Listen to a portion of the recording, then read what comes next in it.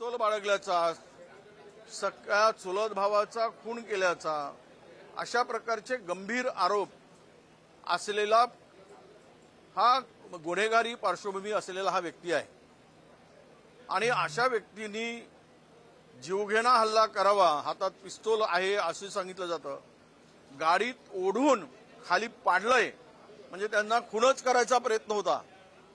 अशावर कठोर कारवाई झाली पाहिजेत. या पाठीमागं कोणी उभं राहता कामा नये.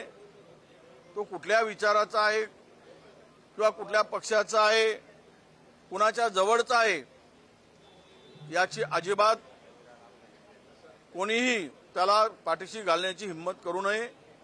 आणि हा विषय आम्ही स्थगन पण मी दिलेला आहे. त्यावेळेसचा विषय आम्ही त्यावेळेस मांडू. पण एक नक्की आहे की काही पिलावळं अशी तयार झाली की स्वतः महाराजांचा अवमान करणारी आहेत, करत आहेत, त्यावेळेस हे ब्र काढत नाहीत आणि त्याला फार मोठा, मी काही चॅनलवर पाहिलं की हा फार मोठा सामाजिक कार्यकर्ता आहे असं दाखवलं गेलं, पण त्याची गुन्हेगारी पार्श्वभूमी कुणी दाखवली नाही.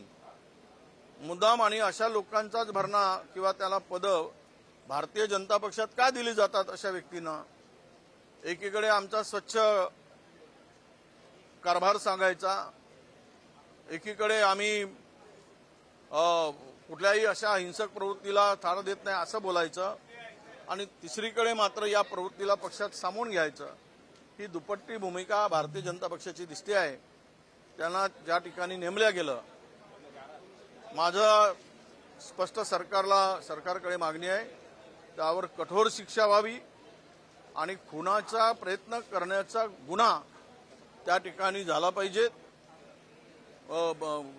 गुन्हे दाखल झाले पाहिजेत, अशा प्रकारची आम्ही मागणी करू.